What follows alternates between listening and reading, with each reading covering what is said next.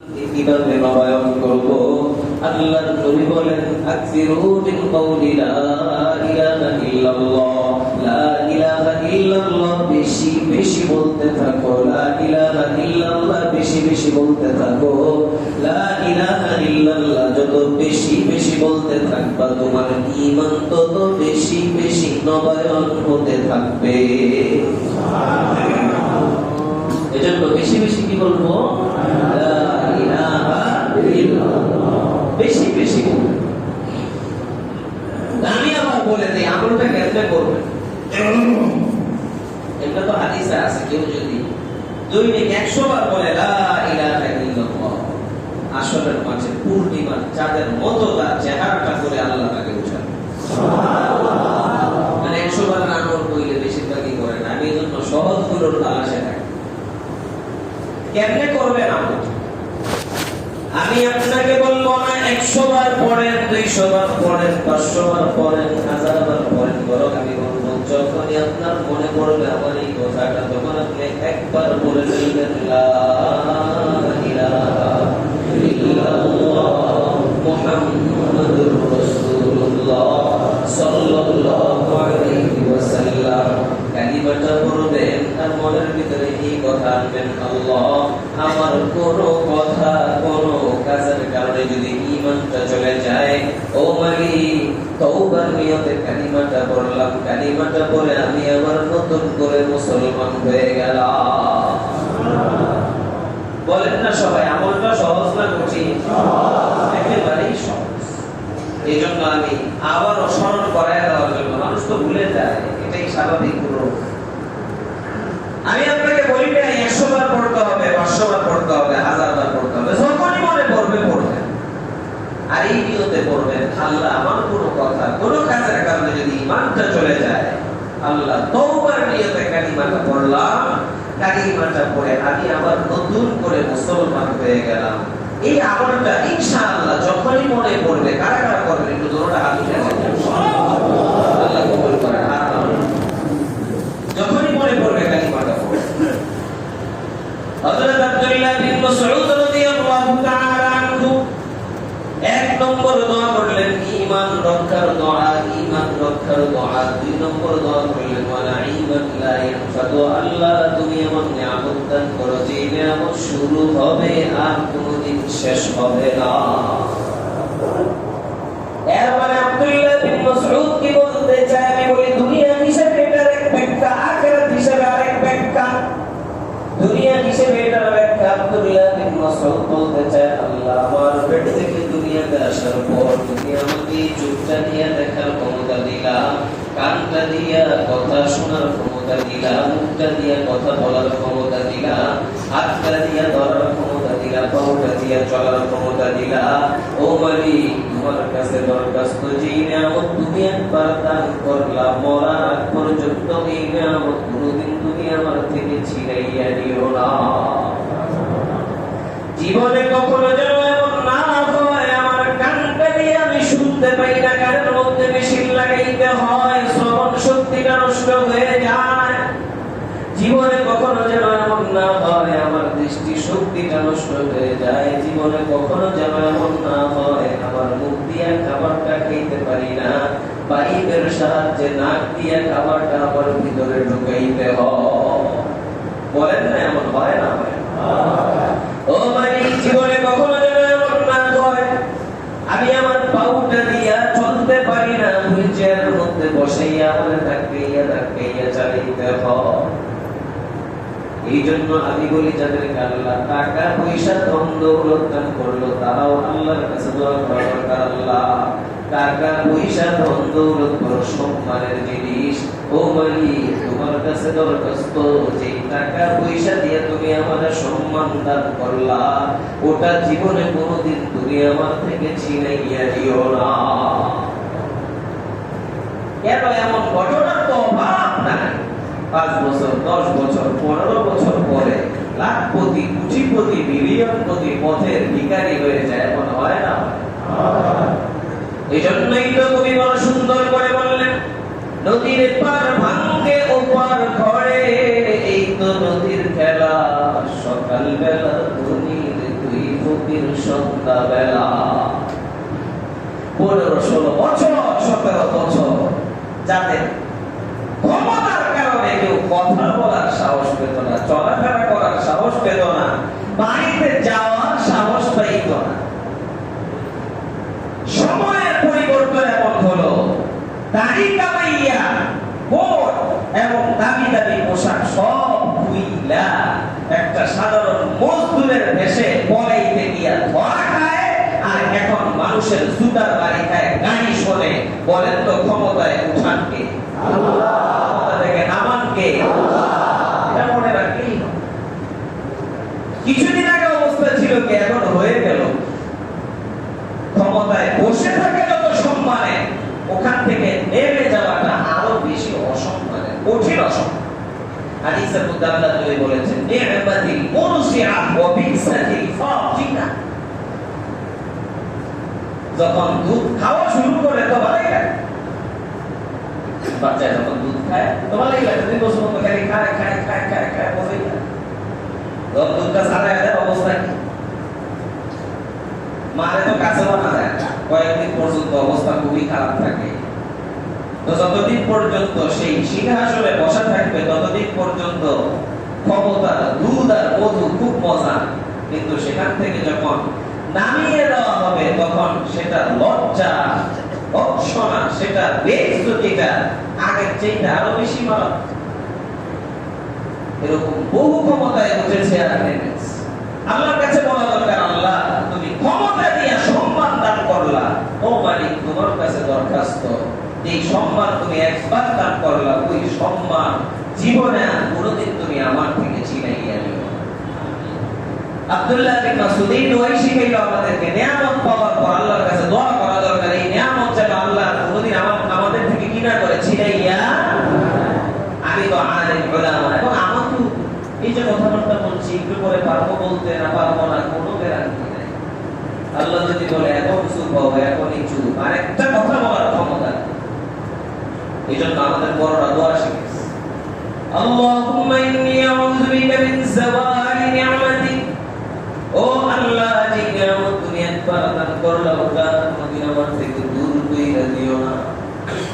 কিন্তু আমি আপনাদেরকে জিজ্ঞেস করতে চাই, একটা মানুষ মনে করেন মরার পর্যন্ত চোখগুলো দিয়া ঠিক মতো দেখলো, কানটা দিয়া শুনলো, পাউটা দিয়া চলতে পারলো, তার সব অঙ্গগুলো ঠিক মতো কাজ করলো, কিন্তু বলেন তো যেই দিন মসজিদের মাইকে মাইকে ঘোষণা হয়ে যাবে আমি আর আমি নাই, লাশ হয়ে কবর দেশের যাত্রী হয়ে গেছি, বলেন তো ওই দিন কি তার এই কানটা দিয়া কোনো কিছু শোনা যাবে? চোখটা দিয়া কোনো কিছু দেখা যাবে? আরে এত দুর্বল, এত দুর্বল, নিজের পাউটা দিয়া হাইটা হাইটা নিজের কবরটা পর্যন্ত সে যেতে পারবে না।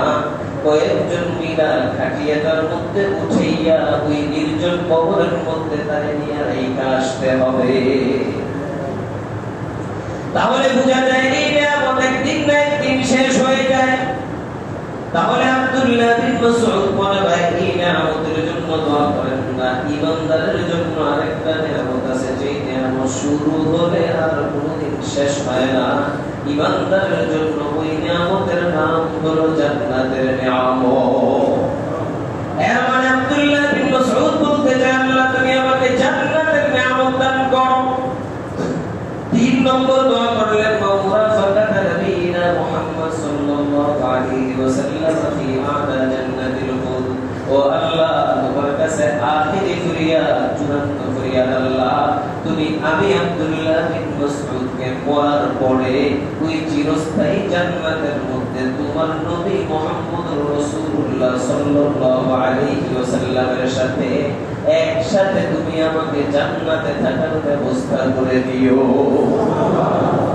আব্দুল্লাহ বিন মাসউদ মনে হয় যেন বলতে চায়, আল্লাহ তুমি আমি আব্দুল্লাহ বিন মাসউদকে যদি জান্নাতের মধ্যে দিও দাও, জান্নাতের হুরদের মধ্যে যদি তুমি আমাকে দিও দাও, আর যদি তুমি আমাকে আমার নবীর সাথে একসাথে থাকার ব্যবস্থা না করে দাও, আমি আব্দুল্লাহ বিন মাসউদ বলতে চাই, ও মালিক ওই জান্নাতে গিয়েও আমি জান্নাতের প্রকৃত মজা পাবো না।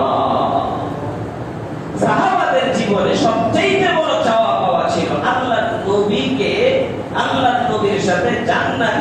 সাথে থাকে।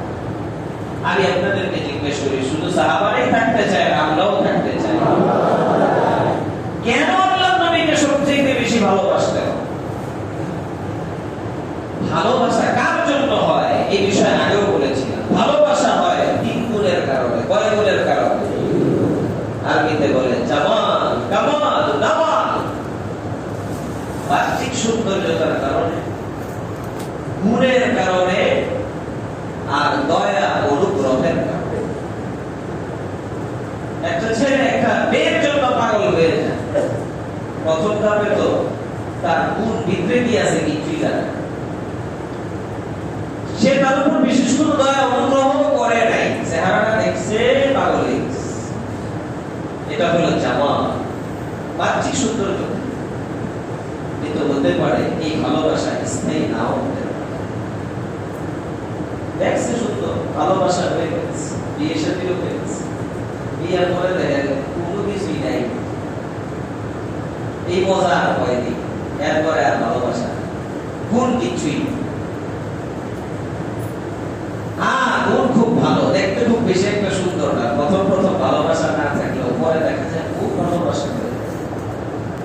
এগুলোর বিস্তারিত কথার দিকে যাব না। আপনারা ওয়াজ মাহফিলে বিভিন্ন ভাবে শুনেছেন, আমরা হয় মুসলিম পরিবারে জন্মগ্রহণ করার কারণে কিছু বিষয় আল্লাহ অটোমেটিক সবাইকে দান করেছে। সেটা হলো আল্লাহর পরে পৃথিবীতে সবচেয়ে বেশি সুন্দর কে বলেন? আমাদের নবী মুহাম্মদ রাসূলুল্লাহ সাল্লাল্লাহু আলাইহি ওয়াসাল্লাম। সৌন্দর্যতার জন্য যদি কাউকে ভালোবাসতে হয়, তাহলে তো আমার নবী এটা বেশি হকদার যে আমার নবীকেই সবচেয়ে বেশি কি করতে হবে? ভালোবাসতে হবে। নবীর সৌন্দর্যতা কেমন ছিল, কি ছিল না ছিল, সেগুলো নিয়ে এখন কথা বলবো। তাহলে আবার আরেক দিকের আলোচনা, এগুলো লম্বা চড়া কথা, গত বছর এই বিষয়ে বহু কথা হয়েছে। এরপরে নবীর গুণাবলী, তো গুণাবলী আল্লাহ তাআলা সকল নবীদেরকে যে গুণাবলী দিয়েছিলেন সব আমার নবীর ভিতরে ছিল। আমি শুধু আপনাদেরকে নবীর ইহসান নিয়ে একটু কথা বলবো। দয়া অনুগ্রহ, আপনাকে কেউ দয়া করে আপনি তারা ভালোবাসেন, আপনার টাকা পয়সা দিয়ে বিপদে সহযোগিতা করেছে, অথবা যে কোনো সময় আপনাকে বুদ্ধি পরামর্শ দিয়ে সহযোগিতা করেছে, যে কোনো ভাবেই আপনার উপর তার দয়া আছে, অনুগ্রহ আছে, তা আপনি তাকেও ভালোবাসেন। তো আল্লাহ নবীকে আমরা 3 নম্বর কারণ, যেটা দয়া অনুগ্রহের কারণেও ভালোবাসতে হবে। আল্লাহ নবী আমাদের জন্য দয়াবান, মুহসিন। এই বিষয়ে আমি আপনাদের কাছে কোরআনে পাকের একটা আয়াত তেলাওয়াত করেছি, সূরা আলে ইমরানের 164 নম্বর আয়াত। হাফিজে কোরআন শরীফের 4 নম্বর পারার 10 নম্বর পৃষ্ঠার শেষের দিকে আল্লাহ কি বলেন? لقد من الله على المؤمنين إذ بعث فيهم رسولا من أنفسهم يتلو عليهم آياته ويزكيهم ويعلمهم الكتاب والحكمة. الله قال لقد من الله على المؤمنين.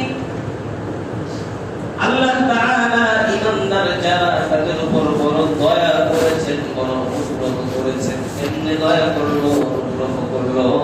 ইয বা'আথা ফীহিম রাসূলান মিন আনফুসিহিম, যেহেতু আল্লাহ তাদের মধ্য হতে একটা রাসূল তাদের কাছে পাঠাইলো। এই রাসূল পাঠানোর মাধ্যমে আল্লাহ সকল ইমানদারদের উপর দয়া করেছে।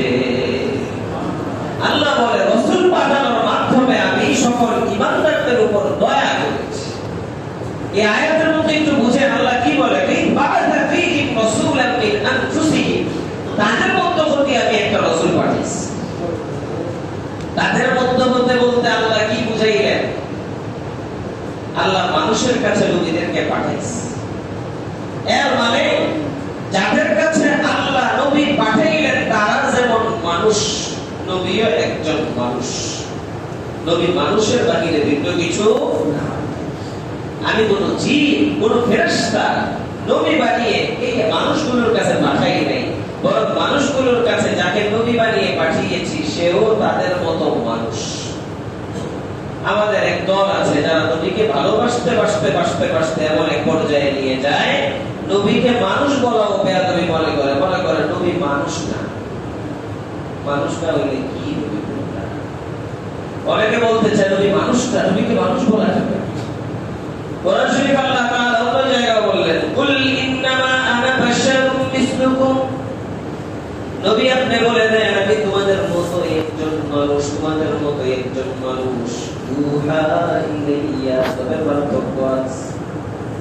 যদিও দেখতে তোমাদের মতো মানুষ মনে হয়, কিন্তু তোমরা যেমন সাধারণ আমি এমন সাধারণ মানুষ না, পার্থক্য আছে। আমার কাছে আল্লাহর পক্ষ থেকে জিবরিল ফেরেশতা আয়েশা ওহী নাযিল করে, কিন্তু তোমাদের কাছে কোনো ফেরেশতা আয়েশা ওহী নাযিল করে না। নবী মানুষ, তবে সব মানুষ তো একরকম না। বলেন সব মানুষ কি একরকম না? এটা তো আপনারাও বুঝবেন, সাধারণ মানুষও বুঝবেন। সমাজের মধ্যে একেবারে নিচু প্রকৃতির মানুষ যারা আছে, মনে করেন জুতা সেলাই করে বাথরুম পরিষ্কার করার কাজগুলো যারা করে তারাও মানুষ। আবার দেখা যায় একেবারে ক্ষমতার চূড়ান্ত সিংহাসনে যেই লোকটা বসা থাকে সেও একজন মানুষ। একজন ম্যাজিস্ট্রেট সাহেব সেও একজন মানুষ, একজন প্রফেসর সাহেব সেও একজন মানুষ, একটা মুসিও মানুষ, একটা মেথরও মানুষ। কিন্তু বলেন মানুষে মানুষে পার্থক্য আছে না? না, তার হাত দুইটা, প্রেসিডেন্ট সাহেবের হাত দুইটা, তার চোখ দুইটা, প্রেসিডেন্ট সাহেবের চোখ দুইটা, তার যেমন কিডনি আছে তারও কিডনি আছে। সে মানুষ হিসেবে যতগুলো জিনিস পাওয়া দরকার ওই প্রেসিডেন্ট সাহেবের ভিতরে সবগুলো আছে। ওই লোকটাও বাথরুমে যাইয়া পায়খানা করে, প্রেসিডেন্ট সাহেব বাথরুমে যাইয়া পায়খানা করে। কিন্তু বলেন তো মুসি যখন পায়খানা করে তখন দুর্গন্ধ বের হয়, আর প্রেসিডেন্ট যখন পায়খানা করে তখন আতরের মতো শুকায়। দুটোই তো দুর্গন্ধ, কোনো পার্থক্য আছে? নাই। মুসি সাহেব খানা খাইতে হয়, প্রেসিডেন্টও খাইতে হয়। সর্বক্ষেত্রে উদাহরণ নবীর সাথে মিলবে না, কিন্তু আমি আপনাকে যেটা বুঝাইতে চাই সেটা হলো দুজনই মানুষ, কিন্তু মানুষের মানুষে পার্থক্য আছে না? নাই। রেল লাইনের মধ্যে কত পাথর পড়া, বিশাল বড় বড় পাথর, যদি উঠে মারে একেবারে মুখের মধ্যে অবস্থা খারাপ, কেউ মুখ চুপ একটা অবস্থা খারাপ হয়েছে। এটাকেও পাথর বলে। আবার স্বর্ণকারের দোকানে একটা পাথর পাওয়া যায়, এই পাথরের নাম কোষ্ঠী পাথর। ওটার নাম কি? ছোট একটা পাথর। এই পাথরের বৈশিষ্ট্য হলো এই পাথরের সামনে স্বর্ণ আনলে এই পাথর ফায়সালা করে দিবে এটা খাঁটি না ভেজাল, খাঁটি না ভেজাল। রেল লাইনে যে পাথর পড়া থাকে সেটাও পাথর, স্বর্ণকারের দোকানে ছোট একটা পাথর থাকে কোষ্ঠী পাথর, সেটাও পাথর। বলেন তো পাথর তো দুটোটাই, কিন্তু পার্থক্য আছে না? আমার আপনার মতো মানুষ যারা, আমরাও মানুষ, আমাদের নবীও মানুষ, তবে মানুষে মানুষে একরকম হওয়া জরুরি না, পার্থক্য আছে। আমরা বললাম রেল লাইনের পড়া পাথরের মতো মানুষ, আর আমার নবী কোষ্ঠী পাথরের মতো মানুষ। একটা মানুষ সঠিক না বেঠিক এটার জন্য মাপকাঠি হলো আমার নবী। আমার নবীকে যখন সামনে ধরে তখন সাথে সাথে বুঝে আসে এই লোকটা কি খাঁটি মানুষ না ভেজাল মানুষ। নবীকে দিয়ে এটা মাপজোক হয়ে যায়, নবীকে দিয়ে এটা পরিচয় হয়ে যায় সে খাঁটি না ভেজাল। এই বিষয়ে ইনশাআল্লাহ আগামী জুমাতে আরো কিছু কথা হবে, কিভাবে নবী আমাদের উপর দয়াবান, কেন নবীকে সবচেয়ে বেশি ভালোবাসতে হবে। আল্লাহ পাক আমাদেরকে সবচেয়ে বেশি আল্লাহর নবীকে ভালোবাসা, আল্লাহর নবীর সুন্নাহগুলো নিজের জীবনে ধারণ করে মরার পরে আল্লাহর নবীর সাথে একসাথে জান্নাতুল ফিরদাউসে থাকার তৌফিক দান করুন। আমিন।